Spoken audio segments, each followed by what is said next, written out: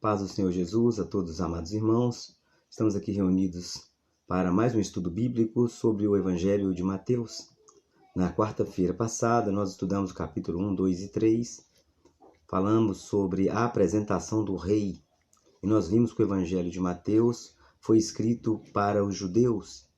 O Evangelho de Mateus, também conhecido como o Evangelho do Reino dos Céus, porque aparece a expressão Reino dos Céus por mais de 40 vezes no Evangelho de Mateus. O Evangelho de Mateus procura retratar Jesus como rei, descendente de Davi, da linhagem de Davi. Os judeus esperavam um rei, os judeus esperavam o Messias, e Mateus, usado pelo Espírito Santo, ele escreve o Evangelho de Mateus, palavra de Deus para os nossos dias, comprovando a divindade, comprovando a realeza de Cristo. Jesus Cristo é Rei, Rei dos Reis, Senhor dos Senhores. E hoje, no capítulo de número 4 até o capítulo 7, nós vamos fazer uma breve exposição sobre o Evangelho de Mateus. E aqui nós vamos ver, no capítulo 4, Jesus ele é tentado. Então já vimos no capítulo 3 sobre o batismo de Jesus, e agora nós vamos falar um pouco sobre o início do ministério de Jesus. Todos nós que queremos servir no ministério, temos Jesus como exemplo. Todos nós que somos servos e servas do Senhor, temos em Jesus o maior exemplo. E no capítulo 4 do Evangelho de Mateus, nós vamos ver Jesus sendo tentado. Nós vamos ver Jesus sendo provado. A Bíblia diz no capítulo 4, versículo 1, Jesus foi conduzido pelo Espírito Santo ao deserto para ser tentado pelo diabo. Jesus estava jejuando, tendo Jesus jejuado 40 dias. Teve fome. Então aqui nós vemos Jesus sendo tentado, uma provação no momento em que Jesus estava com fome. E nós vamos ver aqui, em todo o capítulo, Satanás tentando Jesus. E como Jesus vence o inimigo? Jesus vence o diabo utilizando a palavra de Deus. Jesus nos deixa um exemplo. Como vencer o nosso adversário? Alimentando da palavra de Deus, porque a palavra de Deus é a vontade de Deus revelada para nós, é a vontade de Deus revelada para a humanidade. Então nós vamos ver aqui nesse texto que Jesus Cristo, ele é um modelo a ser seguido.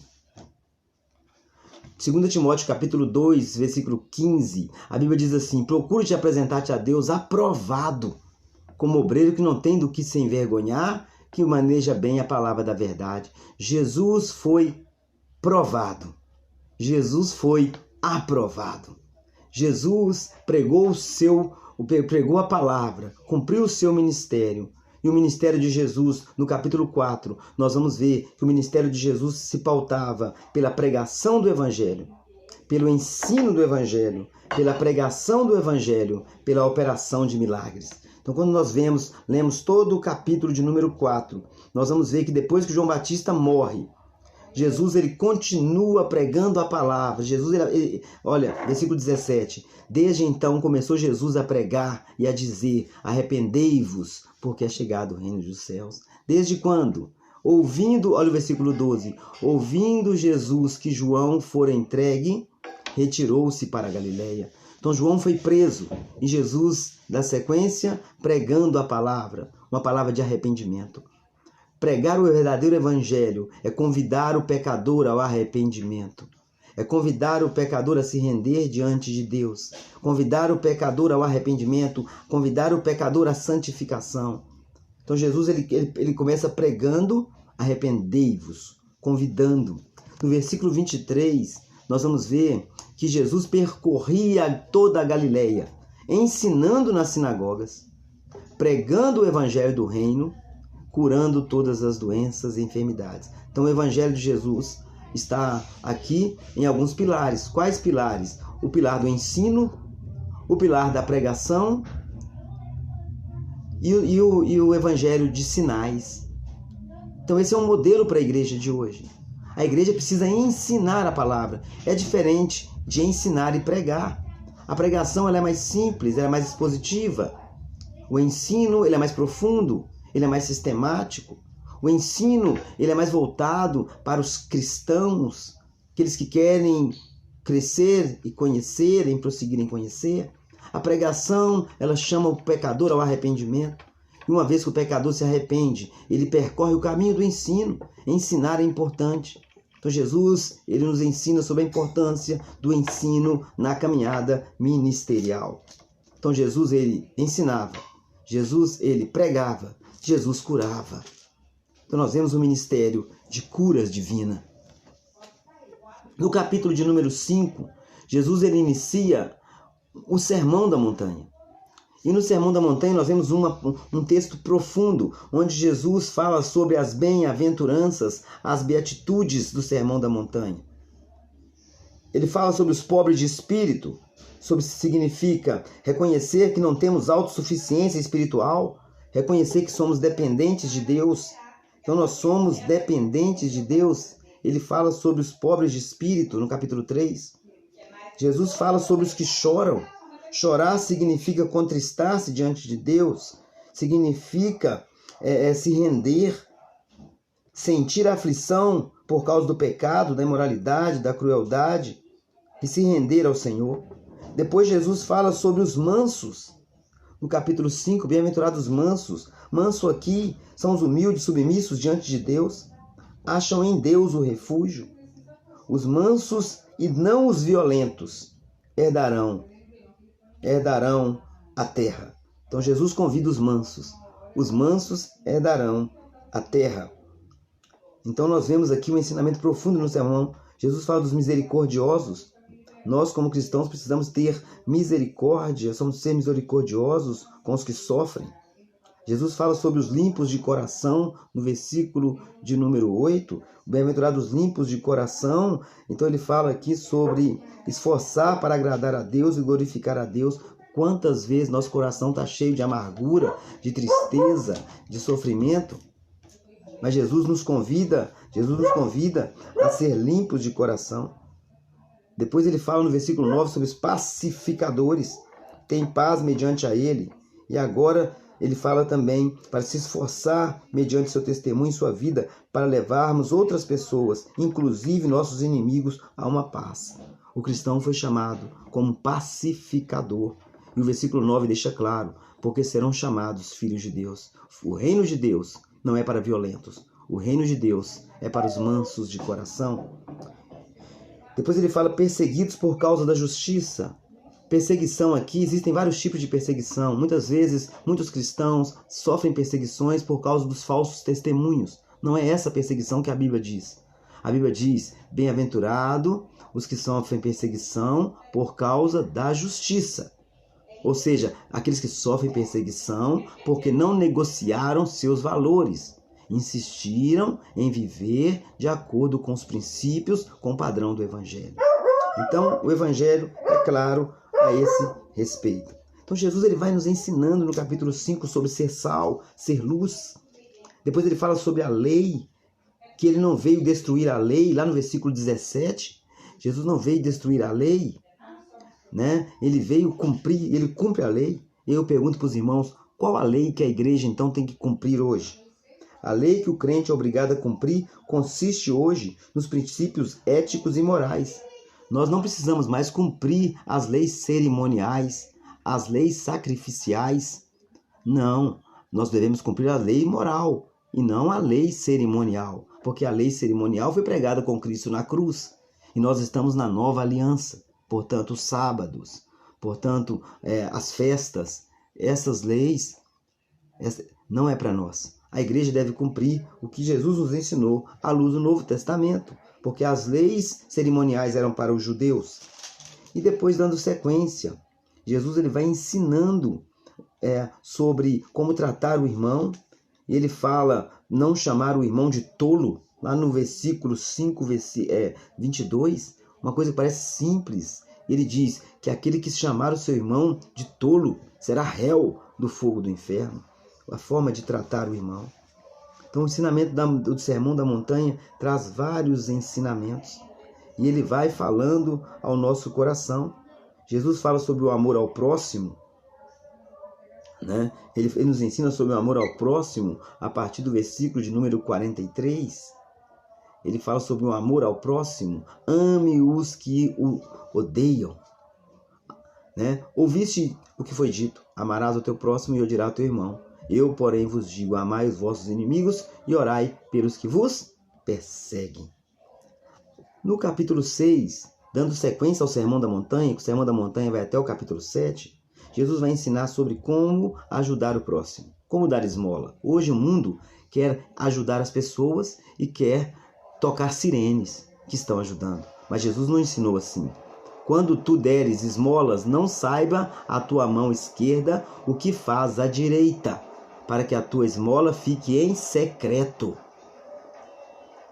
Jesus também ensina sobre um modelo de oração. Existe um padrão de oração. Existem regras para a oração. E essa oração é a oração do Pai Nosso. A oração do Pai Nosso não é uma reza. A oração do Pai Nosso é um modelo a ser seguido. Então, quando nós formos orar, na nossa oração nós devemos começar engrandecendo a Deus como Pai, como Senhor. Nós devemos orar para que o reino de Deus seja estabelecido, seja feito. Devemos orar pela vontade de Deus seja feita. E depois orar pelo nosso pão cotidiano. Jesus também ensina sobre o jejum.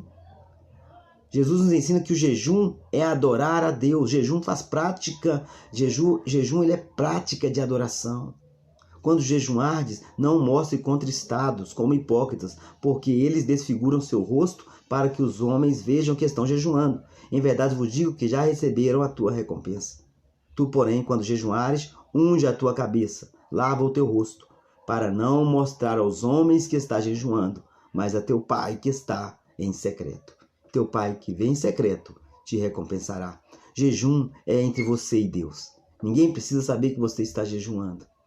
É algo entre você e Deus. Aqui a Bíblia diz para lavar o rosto, para ungir, para que a pessoa apresente um rosto alegre, não um rosto cansado, como quem está com fome, com quem está abatido. Outra coisa, o jejum deve ser feito com sabedoria, para que nós não façamos sacrifício de tolo, porque na Bíblia diz que Deus não agrada de sacrifício de tolo. Se você toma remédio controlado, não deixe de tomar o seu remédio para fazer o jejum. Tome o seu remédio. Deus sabe que você não pode jejuar porque você tem que tomar aquele remédio. Jejuma depois. Se você não tem condição física de jejuar, não jejue. Mas se você que tem essa condição física, jejue, porque é um ato de adoração a Deus. Jejum significa fome de Deus. Você tem fome de Deus, você jejuma. No versículo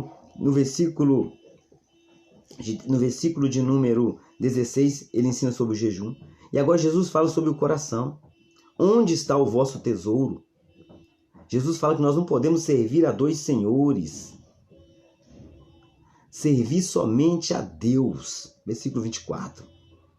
Quais são os dois senhores que Jesus está dizendo? O dinheiro. Nós devemos tomar muito cuidado, porque aonde está o vosso tesouro está o seu coração. Quantas pessoas foram seduzidas? Olha o versículo 1. Versículo 20, desculpa. Versículo 20 do capítulo 6.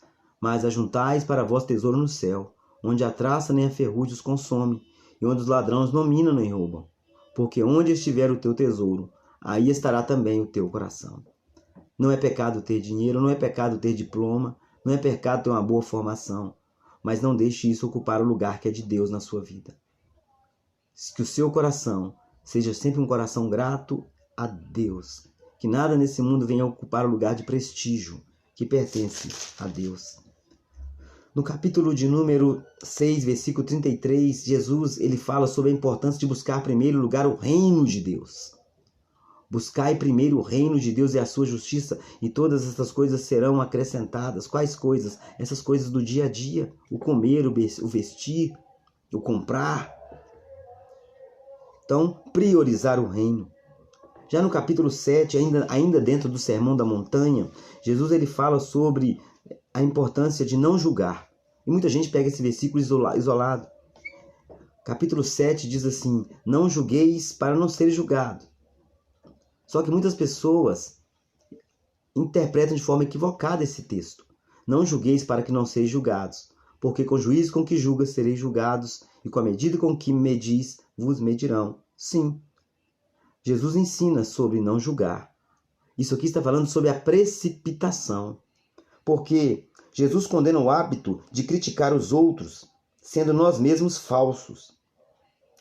Mas a igreja, nós vemos textos que a igreja, Cristo não está aqui abolindo a necessidade do exercício de discernimento, de fazermos uma avaliação dos pecados dos outros. O crente é ordenado a identificar falsos ministros, o crente é ordenado a identificar falsos profetas, falsos mestres, a avaliar o caráter de certas pessoas, e a igreja precisa observar isso.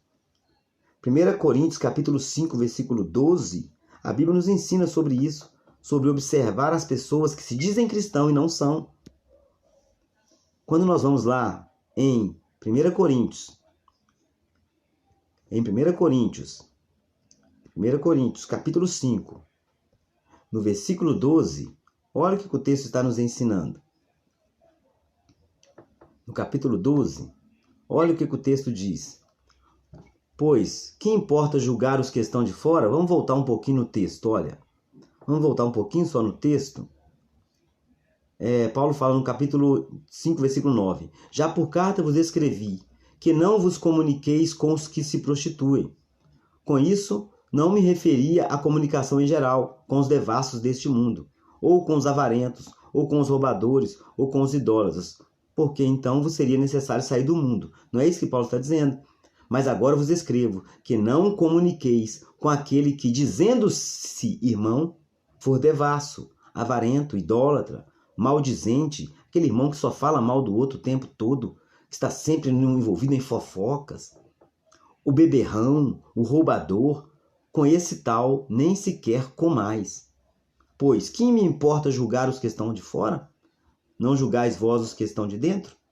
Mas Deus julga os que estão de fora. Tirai esse iníquo do meio de vós. Então Paulo está escrevendo para a igreja de Coríntios, dizendo para a igreja se proteger dos falsos cristãos. Então, quando Mateus nos ensina, no capítulo 7, sobre não julgar, está falando da precipitação. Não está falando que a igreja não deve avaliar o comportamento dos cristãos. Devemos avaliar o comportamento dos cristãos, porque a igreja ela é a entidade de Deus na terra para essa finalidade, para disciplinar, para orientar, para que o crente venha a ser sarado, santificado e caminhar com alegria. Amém?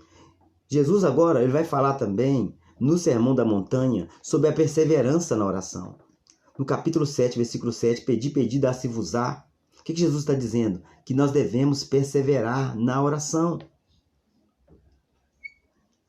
E mais uma vez, agora Jesus fala lá no versículo 21, ele diz assim, nem todo que me diz Senhor, Senhor entrará no reino dos céus, mas aquele que faz a vontade de meu Pai. Versículo 22, muitos me dirão naquele dia, Senhor, Senhor, não profetizamos nós em teu nome?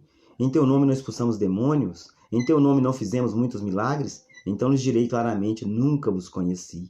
Apartai-vos de mim, vós que praticais a iniquidade. Jesus está dizendo aqui que relacionamento com Deus é mais importante do que o que nós fazemos para Deus. Muitas pessoas pregam a palavra com fingimento. Muitas pessoas servem a Deus com fingimento. Muitos pregam por fingimento. Filipenses capítulo 1, versículo 18, a Bíblia diz que importante é que o evangelho seja pregado. É isso que importa. Mesmo que alguns preguem com fingimento, o importante é que o evangelho seja pregado.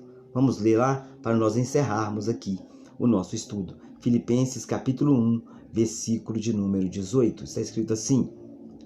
Filipenses capítulo 1, versículo de número 18. Vamos voltar um pouquinho antes do 18, para ficar mais fácil de nós entendermos o texto. Olha o que Paulo está dizendo.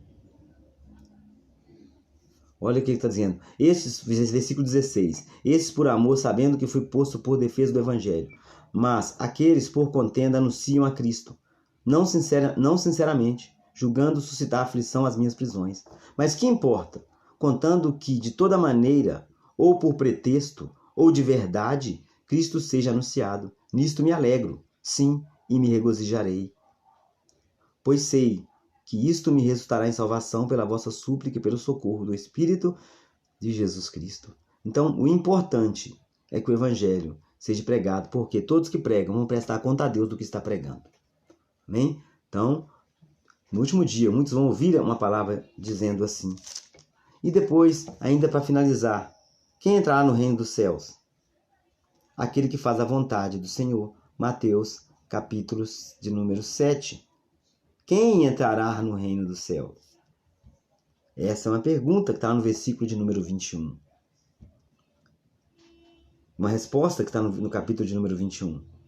Nós vamos ver agora. Nem todo que me diz Senhor, Senhor entrará no reino dos céus. Agora a resposta. Mas aquele que faz a vontade do meu Pai que estás no céu. Fazer a vontade de Deus é obedecer os seus mandamentos. Aqui nós encerramos o estudo, de Mateus. Só fechando aqui, Mateus ele encerra falando sobre o alicerce. O crente precisa construir o seu alicerce na rocha, que é Jesus. E aqui no versículo de número 24, ele fala sobre o sábio e o insensato, sobre aquele que constrói na areia e aquele que constrói na rocha. Jesus é a rocha. Vamos construir o nosso alicerce na rocha, que é Jesus. Estude a palavra de Deus. E na semana que vem, nós vamos dar sequência aos ensinamentos de Jesus no livro de Mateus. Que Deus abençoe sua vida. Em nome de Jesus.